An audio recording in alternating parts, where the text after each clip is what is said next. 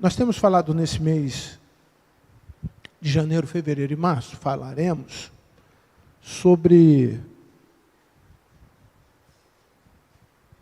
3 palavras que estão diretamente ligadas à estrutura do Evangelho. E eu vou pedir o Daniel para colocar a primeira, e nós vamos lembrar algumas coisas que estão relacionadas a esta palavra. Depois falaremos um pouquinho hoje pela manhã a respeito da segunda, e ao término, no mês de março, estaremos então excluindo as 2 outras palavras, mas focando sobre o tema que é o resultado da primeira palavra e da segunda. Vamos entender de maneira clara, pelo menos este é o nosso propósito, que a soma dessas 2 palavras resultam na terceira. A primeira qual é? E o que é isso? Como que isso acontece? Por que é tão importante o arrependimento? Qual a diferença de arrependimento para remorso? Alguém na Bíblia que teve o arrependimento e Deus, de uma maneira muito particular, acolheu. E, por outro lado, alguém na Bíblia que teve remorso e levou a si mesmo à morte o seu remorso. Lembram de Pedro e de Judas? Pessoas que estavam no mesmo contexto, em um momento muito próximo de Jesus, e sentimentos muito parecidos, mas resultados diferentes. Arrependimento gera perdão. É a segunda palavra.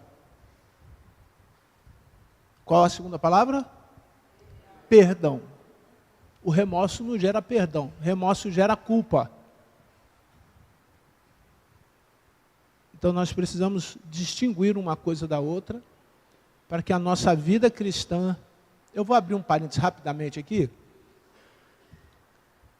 Quando você vai num galinheiro, você não sabe qual é a galinha que botou o ovo.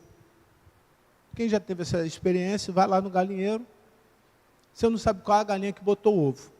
A galinha mais perto do ovo vai lá e senta no ovo e choca. Isso é perdão. Imaginemos que fosse remorso. As galinhas fariam uma convenção, uma reunião, e ficariam discutindo quem foi que botou o ovo. Aí o ovo deixaria de ser chocado, não viraria pintinho. Todas as vezes que você tem culpa, você entra, o cérebro entra numa projeção de discussão, que na verdade, ao invés de dar algum resultado, não gera resultado nenhum. A culpa não gera mudança. Quando o ovo vira o pintinho, é porque houve o quê? Mudança, transformação. Na igreja, às vezes nós temos a facilidade de nos apresentar ao Senhor, mas temos dificuldade por conta da nossa culpa, por conta das coisas e dos pesos que carregamos desnecessário, que a culpa é um peso desnecessário. Nós deixamos de ter a transformação. Deveria ser um lugar como a palavra eclésia. Lucas, fecha a porta, por favor, Lucas. A palavra eclésia, a igreja, ela é uma reunião de pessoas transformadas. Então deveria ser um lugar onde as pessoas entram de um jeito e saem de outro. Um pouquinho de cada vez, mas saem diferente. Elas não podem entrar do mesmo jeito que saírem e nem saírem do mesmo jeito que entrarem. Ressalto aqui 3 coisas. A primeira, porque passamos uma semana a 1000 por hora. E muito atribulada. Passamos uma semana cheia de problemas. quando não são nossos problemas, são problemas dos outros. E aí a sociedade, ela criou uma dinâmica de se vitimizar. O que é a vitimização? É o processo da pessoa achar inferior, menor, menos importante, menos amado. E a culpa se esconde atrás disso. Se vocês quiserem um argumento teológico para isso, obrigado, amado. Se vocês quiserem um argumento teológico para isso, Adão fez isso.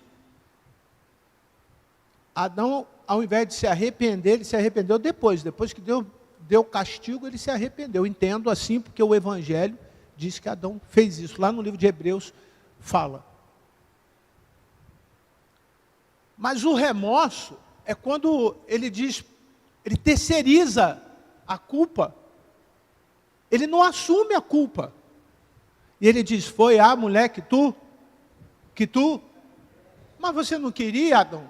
Você não estava sozinho, triste, abatido? Você estava vendo o boi e a vaca, o galho e a galinha, o cão e a cadela, o jacaré e a jacaroa. Você estava vendo tudo, tinha dois, menos você. Eu senti misericórdia de você e te dei a varoa. Agora você está dizendo que o que você fez, a culpa é minha? Isso que é vitimização. É o processo de nós terceirizarmos a nossa responsabilidade, a nossa culpa. Acontece de maneira ativa e de maneira passiva. O que é de maneira ativa? Quando você vira uma vítima da sociedade. E eu não entro no mérito da questão. O STF está discutindo cota. Se continua com a cota ou se tira a cota. Por quê? As pessoas vão lá, pegam a lei e dizem assim, auto-intitula, eu sou negro. Aí entra para a cota. Olha que coisa absurda. Os últimos 5 diplomatas que foram adotados pelo Itamaraty em Brasília por cota, 4 eram brancos, autodeclarados negros. A sociedade não sabe usar os seus direitos. E sempre se vitimiza. Nós pegamos essa carga e levamos para dentro de casa. Pegamos essa carga toda e levamos para casa, por relacionamento com os filhos, com relacionamento com o esposo, com relacionamento com o vizinho. Sempre queremos arrumar desculpa que o erro é do outro. Essa é a forma ativa. A forma passiva é quando você entra em depressão. E aí vai para um código, que tem o CID-10, que é um código de doença psicossomática, aonde é atribuída a pessoas que têm contato com pessoas daquela mesma natureza. Ou seja, você se junta a pessoas com a mesma característica, você é atraído por pessoas que têm a mesma característica que você e você passa a viver igual a elas. Deprimidas. Você passa a viver pesado. E algumas religiões têm que fazer o descarrego com sal grosso. Graças a Deus que aqui não precisa nem de sal grosso e nem de descarrego. Aqui você precisa de Jesus. Mas essa pessoa se associou a isso e começou a se comportar assim e vai para o quarto. E aí no quarto, 3 coisas acontecem lá no quarto. Isso é sintoma, não precisa discutir comigo. Procure o seu psicólogo, ou então o seu neuro, ou até mesmo o seu psiquiatra, ele vai dizer a mesma coisa. Primeiro, insônia. Cara, o cara não dorme. Culpa não deixa você dormir. Segundo, você não vai ao banheiro. Ó, fica tudo empedrado aqui, ó. Terceiro, você começa a engordar exageradamente ou emagrecer exageradamente. Pegou os sintomas? Aí você fica uma pessoa mal-humorada. Você não consegue se alegrar. Você tomou aquele cafezão de manhã, mas você não está satisfeito. Está tudo bem na sua vida, mas você não está satisfeito. Isso é culpa. E eu vou falar uma coisa que me perdoem os que andam assim. Deus não tem culpa da tua culpa. Deus tem o quê? Deus tem o quê? Perdão. Deus não tem culpa. Culpa tenho eu. Deus tem o quê? Só que eu não quero isso. Porque no momento em que eu quero perdão, eu tenho que abrir mão da minha culpa. Mas a sociedade, ela valoriza o que é vítima. A sociedade, o like na internet, a visibilidade no trabalho. Vou abrir um parênteses, uma pessoa chegou em um determinado momento e falou assim, eu vou ficar 5 dias em casa. Eu falei, mas você já tirou férias? Ele falou, não, arruma um atestado. Eu falei, atestado de quê? Dor de cabeça. Eu vivo com uma enxaqueca fora do normal. Eu falei, tá bom, deixa esse cara vir com atestado. Chegou com atestado. 5 dias em casa. Eu passei 200 tarefas para ele fazer aonde? Em casa. Falei, tudo isso aqui você pode fazer direto da sua casa. Você vai me ajudar. Não precisa vir. Mas você vai fazer de onde? No segundo dia ele estava no trabalho de novo. Eu falei, meu rapaz, você não está de atestado? Ele falou, eu trabalho mais em casa.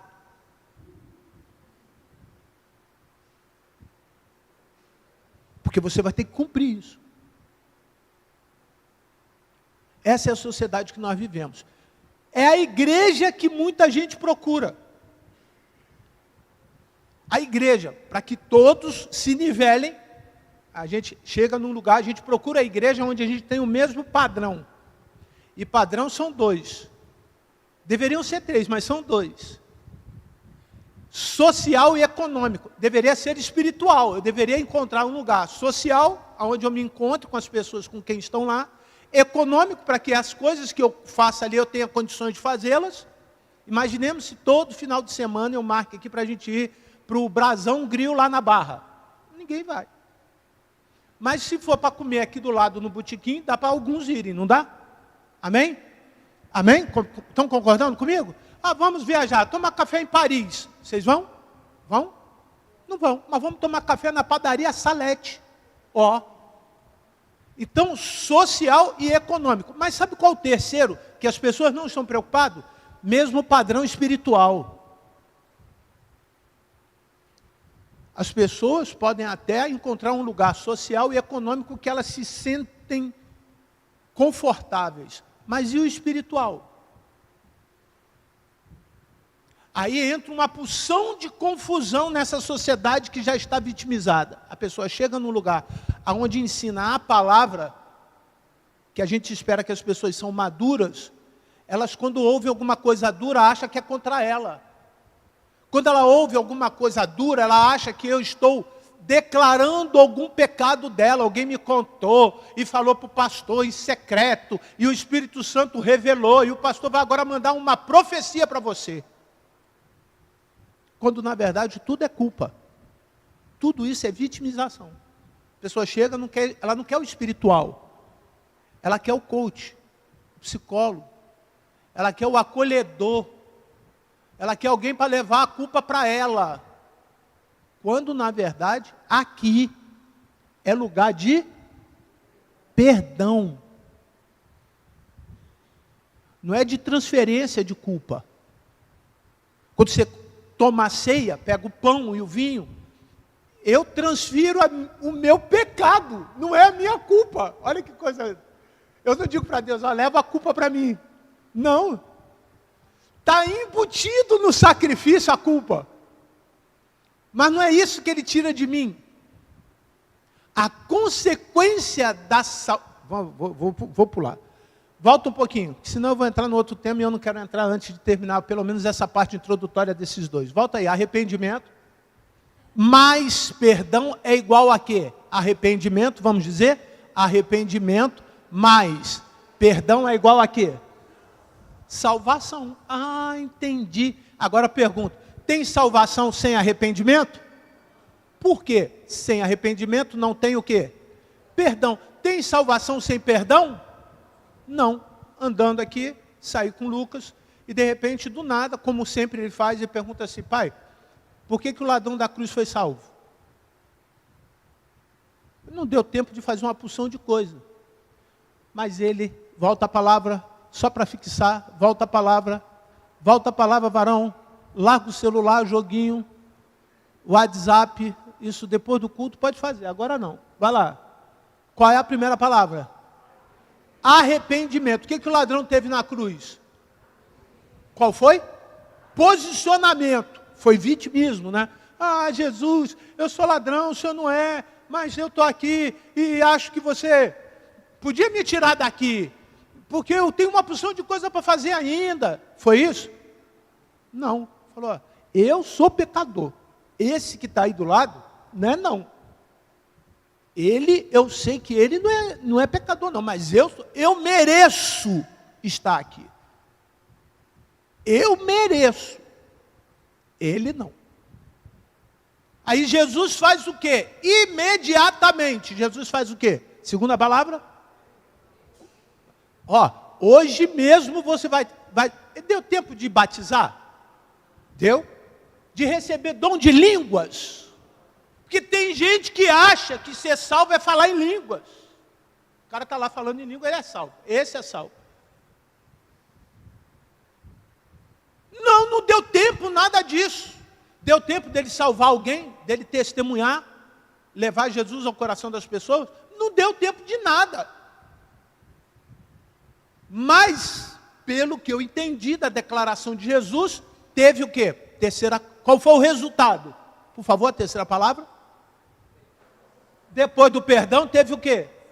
Salvação. Hoje mesmo vai estar comigo aonde? No paraíso. Tem um grupo de teólogos brasileiros que vão fazer uma live, e é assim que me mandarem, o Ernesto Pascoal, uma pessoa, vai mandar live, eu vou mandar disponibilizar para quem quiser ver, falando sobre o arrebatamento da igreja. Eu acho que é interessante a igreja ver. Posicionamentos diferentes, principalmente porque tem uma corrente da igreja presbiteriana, luterana e metodista, e uma outra mais progressista, mais moderna, batistas e pentecostais. Pessoas inteligentes, independente do posicionamento. Independente do posicionamento, que ambas as correntes, em situações diferentes, elas se tornam iguais. Mas sabe qual é o grande propósito do arrebatamento? Sabe por que a igreja vai ser levada da terra? Porque foi esta a promessa de Jesus para a igreja. Eu só preciso ficar preocupado se eu estou salvo ou não. Se a igreja vai passar pela tribulação primeiro, vai passar depois, não me interessa. Vocês estão compreendendo? Tem gente dando valor mais ao galinheiro do que à galinha. Tem gente dando mais valor ao dogma da igreja do que o principal objetivo de Deus para a igreja. Se o arrebatamento, Jesus veio, reinou primeiro, reinou depois, se a besta levantou do mar, se os anjos levantaram a glória, irmão, não me interessa. Eu até tenho posicionamento, externo meu posicionamento para quem quiser. O que me interessa é se eu sou salvo ou não. Isso é o que me interessa. Se a minha casa é salva, se as pessoas com quem eu trabalho estão salvos, se os com quem eu ando são salvos, isso é o que me interessa. Se ele vai dormir primeiro, depois vai levantar, se ele vai dormir depois, ele vai ter um corpo glorificado, se os anjos vão bater palma e eu vou cantar junto com os anjos, irmão, não me interessa. Qualquer coisa lá no céu é lucro. Vocês estão compreendendo? Eu só não posso ficar esperando alguém dizer que é assim e perder a oportunidade de ser salvo. Porque confunde muita gente. Muita gente. Muita gente não está na igreja no meu entendimento, por causa de duas coisas. Primeiro, porque não se converteu. E segundo, porque as pessoas que estão dentro não estão convertidas. Não tem três motivos. Vou repetir. Primeiro, porque não se converteram, porque os convertidos estão com o Senhor, ligados na videira, amarrados no corpo, comprometidos com Cristo. Os que não estão. Passa. E o segundo grupo são os que estão na igreja e não são convertidos. Não passaram pelo processo. Volta, por favor. De quê? Qual a primeira palavra? E a segunda? Perdão. Não passaram por isso. Passaram pelo batismo, dão dízimo. Eles vêm na escola bíblica dominical, lêem a revista. Eles amam os irmãos dando oferta. Eles amam os irmãos contribuindo com a ação social, com a despesa de alimento com algum irmão, com a fralda de outros. Eles fazem isso, fazem missões. Façam tudo isso, desde que estejam no seu coração. Qual é o resultado? Qual é o resultado? Terceira palavra? Resultado? Salvação. Nem entrou ainda a palavra. O irmão. Agora. Eu acho que é o computador, né, pastor Luiz? O computador que tem que trocar. Tá ruim. Cadê o irmão da mídia? Vinícius. Vinícius. É o computador, não é? Que demora para passar o negócio? É o computador. Aguardamos alguém generosamente comprar um computador, não é muito caro não, é só o desktop para botar lá em cima, tá? Última geração Intel 7 com 1 TB de memória, vai ajudar a igreja. Vamos lá. Abra, por favor, no Salmo 51. Alguém sabe? Alguém sabe, por favor, o que está no Salmo 51? Vamos agora teologicamente entender esse processo na vida de Davi.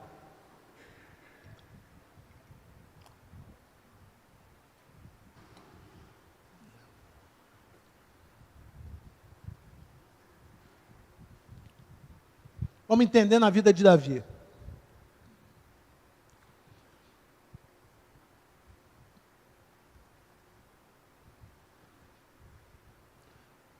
Compadeça-te de mim, ó Deus, segundo a tua benignidade, segundo a multidão das tuas... Leiam, por favor.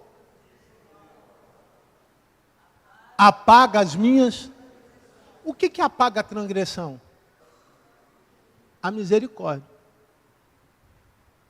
Se não fosse a misericórdia do Senhor, não teríamos os nossos pecados o quê? Apagados.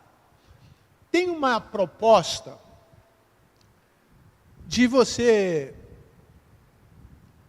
entender que perdão é esquecer o pecado. Eu não concordo com essa proposta. Eu não concordo. Porque apagar não quer dizer que eu não possa rastrear e identificar que ele esteve lá. E isso nós temos um teólogo que define sendo a transmissibilidade do pecado. O pecado foi transmitido de geração em geração. De Adão até você, não briga comigo. Não é culpa minha. Quem pecou foi quem? Quem pecou? Gênesis capítulo 3. Quem pecou? E veio, chegou a mim. Pastor, me explica isso. Irmão, não dá tempo. Pra você ter uma ideia, dentro do sistema de estudo teológico, tem um módulo só sobre pecado. Assim como tem sobre a salvação, tem só sobre pecado. É muito grande, com várias correntes, várias tendências, mas nós cremos e entendemos que temos pecado. Amém? Amém? Lembra o que está escrito em Romanos? Todos pecaram, repitam comigo.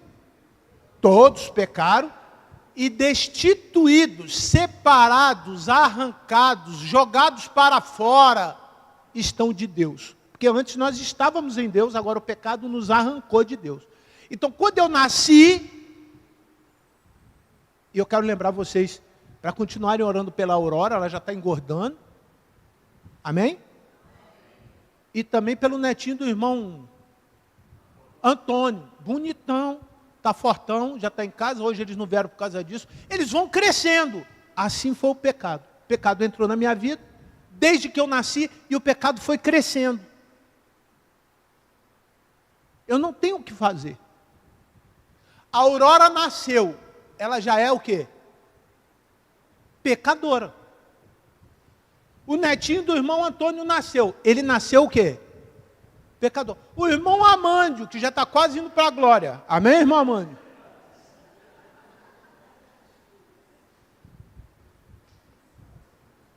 Não é verdade, irmão?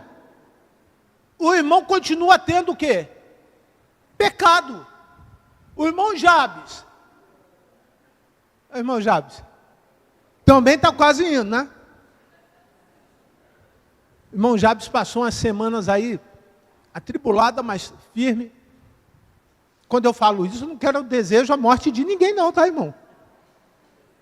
Estou lembrando a esperança que nos traz alegria, que é a salvação em Cristo Jesus. Eu estou quase indo também. Essa semana eu fiz o sepultamento do Carlos Augusto, o Zico. E eu nunca, pastor Luiz Carlos e pastor Jorge, fiz um sepultamento que quando eu olhei ele ali, eu falei assim, o próximo sou eu. Eu olhei e falei isso. Falei no culto, não foi? Quem estava lá? Cadê? Acho que o Trindade não está presente. Eu falei isso. O próximo sou eu. Nunca. Não é que eu quero morrer, nem vou morrer nem tão cedo. Mas é a pergunta que eu faço. E se fosse você? O que você não está fazendo? Porque pode ser você. Então, quando eu falo isso, é lembrando da nossa esperança. Eu não tenho dúvida da minha salvação. E quem tem medo da morte é porque tem dúvida da salvação. A morte é um processo, consequência do pecado. Por quê?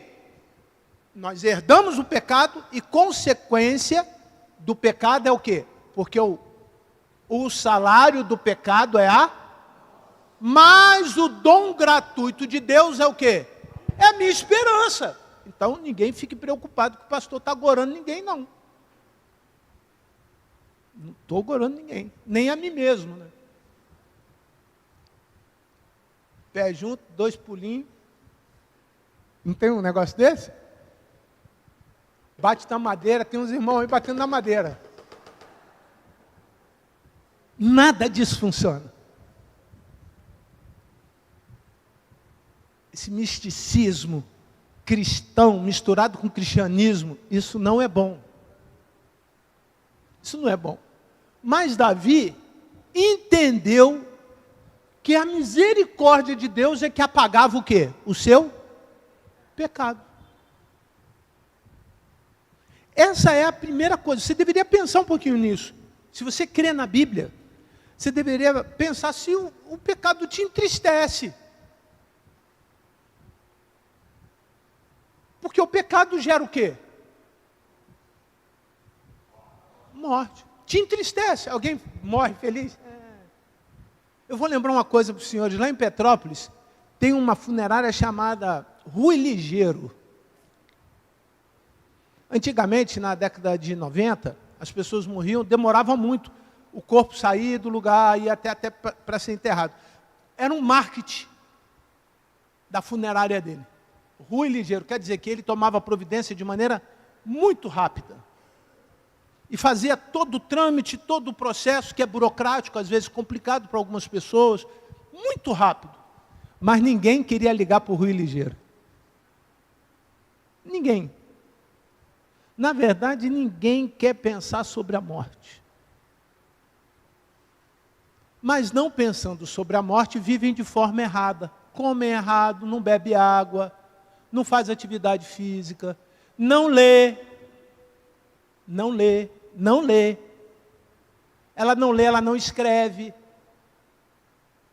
Se ela não escreve, ela mal fala. Se ela não lê e não escreve, ela mal entende o que os outros estão falando. Ela fica funcionalmente analfabeta. E espiritualmente, o que o diabo quer? Pessoas assim. O diabo não quer ninguém falando, mas eu não concordo com isso, pastor. Me ensina na Bíblia. Na Bíblia. Onde está isso? Eu não concordo com isso. Nós queremos rebanhos pacíficos, sem muita confusão. Pessoas que concordam com tudo. Levanta a mão quando um levanta, bate palma quando o outro bate. Não está sentindo nada, mas ele faz. Impulsionado pelo coletivo. Nós combinamos uma coisa aqui, que dominicalmente eu vejo que a gente não consegue fazer. Os 15 minutos que termina a escola bíblica dominical, quando os irmãos chegam aqui, é para orar. Para orar, os irmãos entrarem, estarem orando. Dificilmente a gente consegue ficar orando 15 minutos. E dificilmente a gente entende que nós estamos num lugar que é para orar. Não tem como o Espírito Santo atuar na cabeça de alguém que não quer orar. Não quer falar com Deus. Imagine um megafone, você vai numa loja Magazine, nos Estados Unidos isso é muito comum, e de repente alguém, e esses mercados agora no Rio têm feito isso também, a linguiça está em promoção, R$ 9,99, agora é R$ 8,99. Aí sai todo mundo correndo lá naquele negócio, 5 minutos, aí 4 minutos, 3 minutos, 2 minutos, 1 minuto. Tem um montão de linguiça para o cara vender. Mas ele faz isso para gerar escassez. E gerando escassez, você sai correndo, você larga a fila está lá, cheia de gente na fila. É a pior coisa do mercado, chama-se o quê? Fila. Você sai correndo e diz, mas eu preciso de linguiça, e chega lá, o minuto acabou. Aí ele pega aquele pacote que ele botou na promoção, acabou, e a linguiça volta ao preço normal. Mas já que você saiu da fila, e chegou lá e perdeu a promoção, você não perde a viagem e leva o quê? Leva a linguiça no preço normal. E chega olhando lá e fala assim, poxa, se eu tivesse corrido mais, se eu tivesse atento, eu teria pego a promoção. Daqui a pouco, 2 minutos depois, ele começa, pó de café que estava R$ 29,90, está R$ 29,70. Você estava onde agora? Na fila. E você lembra que você perdeu a promoção de quê? Da linguiça. Você sai correndo atrás do pó de chuta. Irmãos, isso é fato. Você vai na internet, você vê gente brigando nesses negócios. Aniversário do Guanabara, aniversário do supermarket, aniversário do Atacadão, aniversário não sei de quê. Os caras brigam, chuta, rouba o produto do carrinho do outro, bota no carrinho dele, abraça aquele negócio, como se fosse a última coisa do mundo. Eu queria muito que cada domingo, antes de abrir a porta, os irmãos ficassem assim, com esse mesmo sentimento na porta da igreja. Porque o que Deus tem para dar aqui é muito mais raro do que qualquer coisa que você possa adquirir nessa terra. Mas as pessoas não usam e nem fazem assim. Porque lá tem preço, aqui tem valor. Lá você paga, aqui você não pode pagar. Lá você sabe que tem fila e você tem que fazer isso, porque senão você não come. Aqui é de graça. E por ser de graça, muitas vezes nós não damos valor à bondade e à misericórdia de Cristo Jesus. Porque se dessemos valor, estaríamos preocupados com os nossos pecados.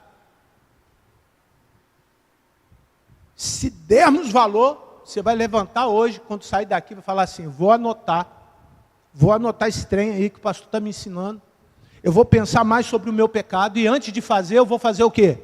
Dar valor ao que Jesus fez por mim na cruz do Calvário. E sabe o que o seu Jesus fez por você na cruz do Calvário? Eu não fiz isso. O teu pai não fez isso. A tua mãe não fez isso. O seu presidente da república não pode fazer isso. Ninguém nessa terra pode fazer isso. Ele deu a sua vida por você. Para de levar para casa o que você pode deixar na mão dele, que são os seus pecados. Davi descobriu isso. Davi, ele se enfureceu consigo mesmo. Olha o que está no versículo 3 e 4. Olha o que está no versículo 3 e 4. Leiam para mim, por favor.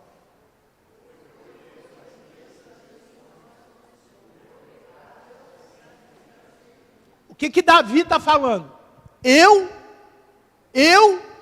Lê ali, irmão. Eu conheço. Não fala que você não conhece, não, que você conhece. Tem um livro chamado A Arte de Conhecer a Si Mesmo, vale a pena você ler. Você conhece seu temperamento, quais são as suas tendências, como que você pode curar essas tendências, boas e ruins. Do mesmo autor tem algumas outras edições de outras coisas, mas conhecendo a si mesmo e fazendo a vontade de Deus. Eu conheço as minhas transgressões e o meu pecado está sempre o quê? Eu sei que está lá. Você não precisa que ninguém fale, não faz isso não.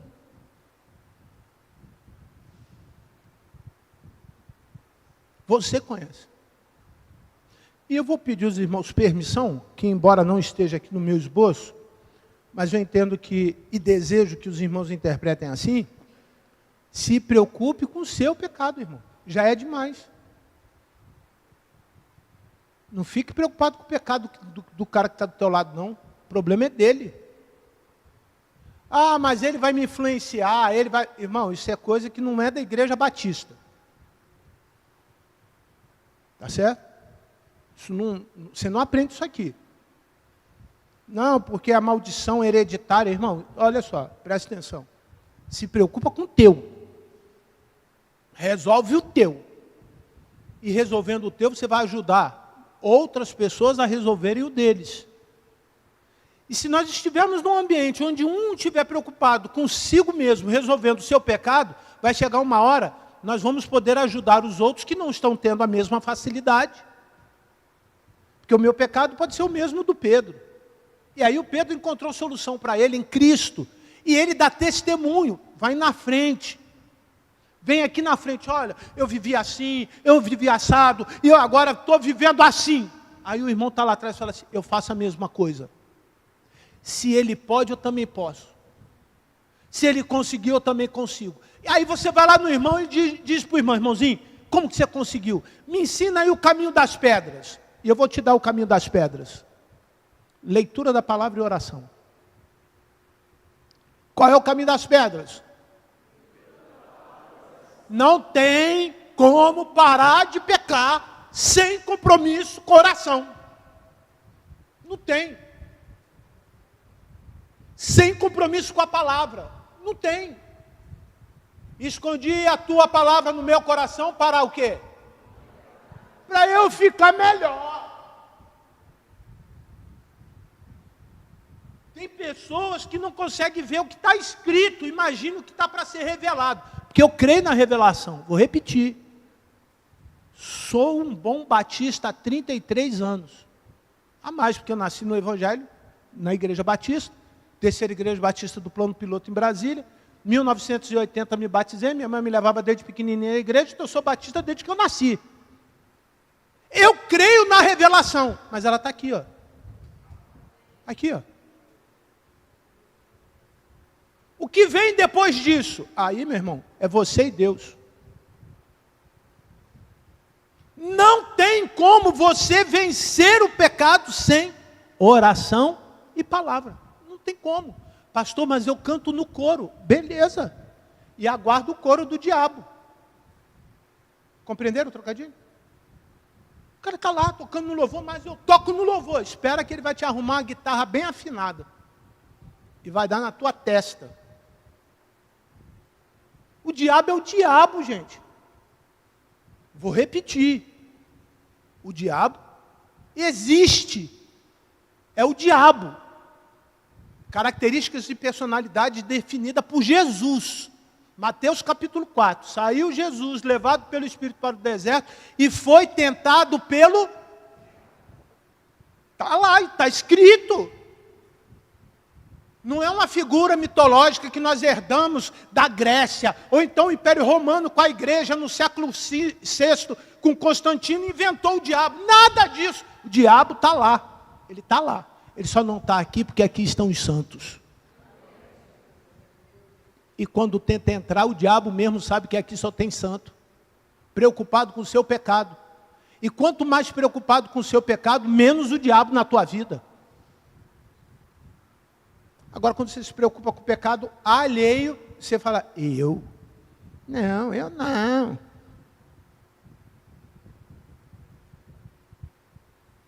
Mais uma vez, a sociedade me impondo um comportamento de padrão, quando, na verdade, não tem padrão, irmão.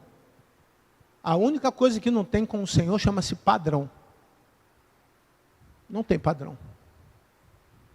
O que Pedro fez no Novo Testamento, eu posso fazer e você pode fazer. E também o que Judas fez no Novo Testamento, eu posso fazer e você também pode fazer. O que Pedro fez? Negou Jesus, se arrependeu e foi uma grande potência da igreja no início do cristianismo. E o que Judas fez? Negou Jesus, suicidou. Não ficou nem com a moedinha, nem com o campo de terra que ele comprou, nem a árvore onde ele pendurou o pescoço, ele viu o que aconteceu com ela.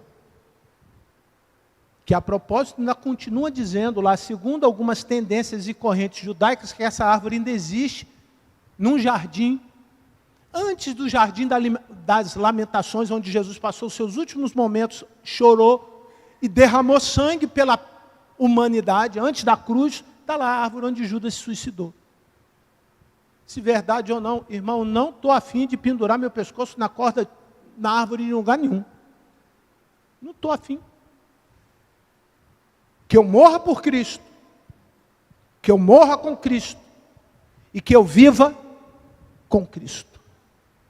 E você? A percepção que Davi teve foi essa, ó. Pois eu conheço as minhas transgressões e o meu pecado. Verso 4. Leiam.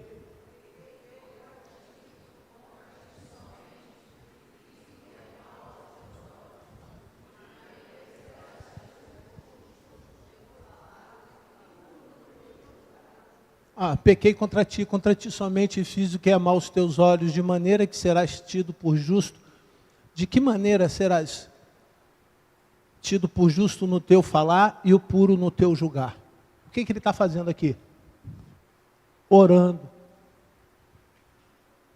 O que Davi está fazendo? Orando. Tem alguma relação com o que eu acabei de ensinar? Qual é? O problema do pecado? Como que você resolve? Oração e palavra. O que Davi estava fazendo? Senhor, dei mole. Fiz exatamente o que o Senhor já tinha dito para não fazer. Estou sentindo uma angústia, estou sentindo algo assim. Irmão, reconheça isso. O pecado gera tristeza no seu coração. Reconheça. O pecado gera abandono, escassez. E aí você fica correndo de um lado para o outro, igual lá no supermercado, atrás de promoção. Tem gente atrás de promoção espiritual. Venha 7 correntes do amor, que você vai arrumar o amor da tua vida.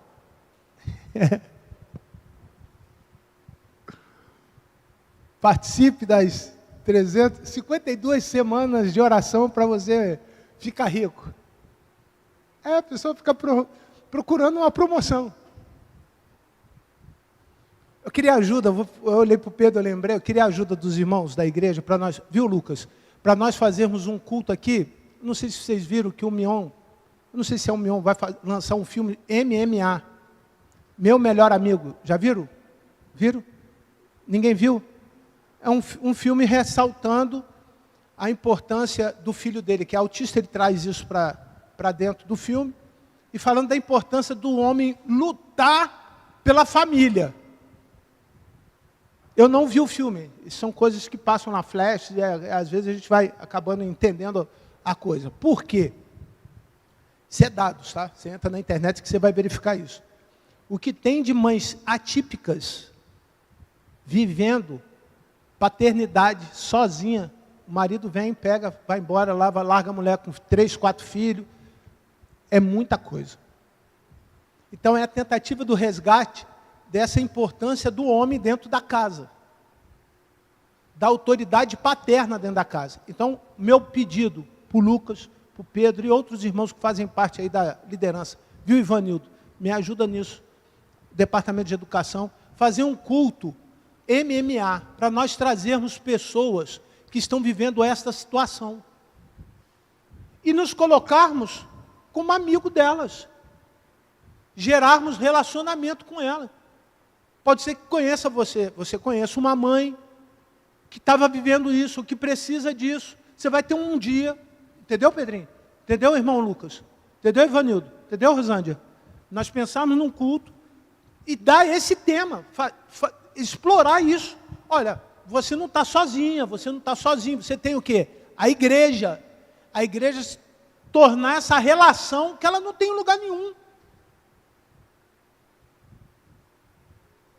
A igreja precisa ter objetivos claros e bem definidos para que as pessoas que estão lá estejam sabendo o que ela quer. O que nós queremos? Que você faça essa análise da importância de Cristo na tua vida, através de ações, através das nossas ações. Eu concluo, amados, com uma frase de Elder Gong, que ele diz assim: quando nos arrependemos, quando confessamos, temos a oportunidade de abandonar o pecado. Mas isso não significa que vamos esquecê-lo. Pelo contrário. De maneira extraordinária, Deus não nos permite lembrar das suas consequências. Quais são as consequências de uma vida que confessa o pecado? A consequência foi a mesma que como Deus tratou Davi: perdão. Deus perdoou Davi. No versículo 13 desse capítulo, Salmo 51, 13, ele diz assim: então ensinarei aos transgressores os teus caminhos, e os pecadores se converterão a ti. Esse é o compromisso que você deve ter com o pecado. Resolver o teu e ensinar os outros a resolverem o deles, através de Cristo Jesus. A propósito, já informei os irmãos e terminando a leitura, eu vou trazer isso aos irmãos, num livro chamado A Paz do Diabo, o autor define que a primeira falsa sensação que a igreja passa a sentir, essa paz que não é do Senhor Jesus, é quando ela não se incomoda com esses espaços vazios que nós vemos entre nós. Porque esses espaços vazios que estão entre nós, é porque eu e você deixamos de convidar alguém que não tem Jesus para sentar neles. Eu e você. Não é só o pastor, não é só o diretor de evangelismo, não é só o diácono, não é o professor de escola bíblica dominical. Somos nós, os responsáveis pelos espaços vazios deste lugar. Você precisa se sentir incomodado quando você vê esse espaço vazio. Você precisa agarrar alguém, trazer pelo pescoço. Pega aqueles que você mais ama, que aí você não vai brigar com eles. Você precisa amarrá-lo e arrancá-lo de onde ele está até Cristo. Porque tem gente que só vai chegar à salvação assim. Tem uma parábola para isso. O Senhor Jesus mandou fazer uma festa, ninguém quis a festa, ele vai lá, arranca eles de lá e traz aqui, porque eles precisam ser salvos. Feche os seus olhos. É tempo de nós restituirmos a nossa vida com essa expectativa, dando importância ao que Jesus fez, nos apegando às ferramentas espirituais, à leitura da palavra e à oração, e vivendo uma vida interessada em levar outras pessoas até Cristo. Como Davi. Senhor, a partir de hoje, porque o Senhor fez comigo, eu quero que o Senhor me ajude a fazer com alguém. Eu tenho orado por algumas pessoas, Senhor. O Diego, o Tiago, o Marcos, o Edson. Eu tenho orado, Senhor Deus, por algumas pessoas com quem eu convivo durante a semana, pessoas com quem diariamente sabe que eu sou de Jesus, para que Jesus tenha um lugar especial na vida dessas pessoas, e que eles possam reconhecer Jesus muito de perto, e terem as suas próprias experiências, e no momento oportuno eles possam dizer para outros, amigos, que não são do meu relacionamento, mas são do relacionamento deles, que eles reconhecem o Senhor Jesus como seu único e eterno Salvador. Mova, Senhor Deus, a igreja nessa direção, e certamente teremos um grande avivamento neste lugar. Pessoas se arrependendo, sendo, Senhor Deus, transformadas, levadas a um compromisso com a Tua palavra e uma vida de oração. Teremos este lugar cheio de poder e autoridade, aleluia, vinda do céu, não do comportamento, do treinamento, do doutrinamento, mas da experiência pessoal. Quebranta, Senhor Deus, o nosso coração, e nos faça aprender mais com o Senhor, porque arrependimento e perdão é igual a salvação, em nome de Jesus, amém. Continue com a sua cabeça baixa, e pergunto, você gostaria de entregar a sua vida nesta manhã aos pés de Jesus? Levante a sua mão e diga, pastor, eu entendi, eu quero Jesus, me ensina. Levante a sua mão. Ou então, pastor, eu quero mais do que eu faço, eu quero fazer ainda além do que as minhas mãos estão capacitadas a fazer. Me ajuda, pastor. Me ajuda agora que Jesus já entrou na minha vida a mostrar para outras pessoas. Eu queria que você também se colocasse de pé. Antigamente nós tínhamos um momento do culto que era de consagração, onde as pessoas tinham a oportunidade de levarem as suas vidas até o altar do Senhor e separá-las para servir ao Senhor. Esse é o momento que eu estou te ofertando. É o momento que eu estou dedicando agora a sua pessoa. Quem sabe Deus abençoe, você está dizendo, Senhor, eu quero consagrar, separar mais tempo, Senhor Deus, minha vida, porque eu era assim, eu vivia distante, agora eu me encontrei com o Senhor, mas eu quero levar outras pessoas para Cristo, como eu ouvi agora de Davi, como eu aprendi sobre os meus pecados e os caminhos que Ele me leva, agora eu quero ensinar para outros, para que eles também se convertam. Que Deus o abençoe, Deus abençoe. Há mais alguém? Coloque-se de pé. Deus abençoe a sua vida. Deus tire a limitação de vocês. Deus acrescente com ferramentas espirituais, dons, talentos. Deus possa garantir a condição mínima para que você seja alguém que conduza a sua vida com frutos, e dê muitos frutos,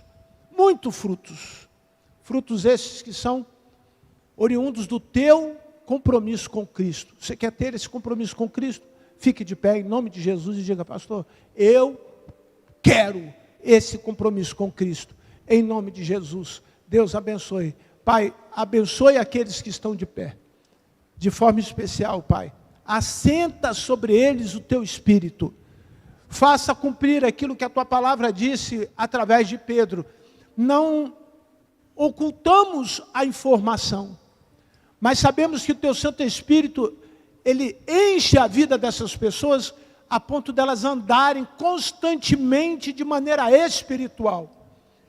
E precisamos de pessoas assim, comprometidas em andarem 24 horas com o Senhor, para que este lugar se torne essa terceira via que nós tanto desejamos, possa ser, Senhor Deus, um lugar de encontro social, possa ser, Senhor Deus, um lugar para nós nos nivelarmos financeiramente, nos sentimos bem porque nos encontramos no mesmo ambiente que outros são iguais a mim, mas, Senhor Deus, cheios do Teu Espírito, um lugar onde a Tua graça, o Teu amor, a Tua bondade e a Tua misericórdia não falte, e que cresçamos todos os dias em direção ao Senhor, que a graça, a paz, o amor de Deus o Pai, a comunhão e a consolação do Teu Santo Espírito, se façam presentes neste lugar hoje para todos sempre. Amém. Vamos ficar de pé.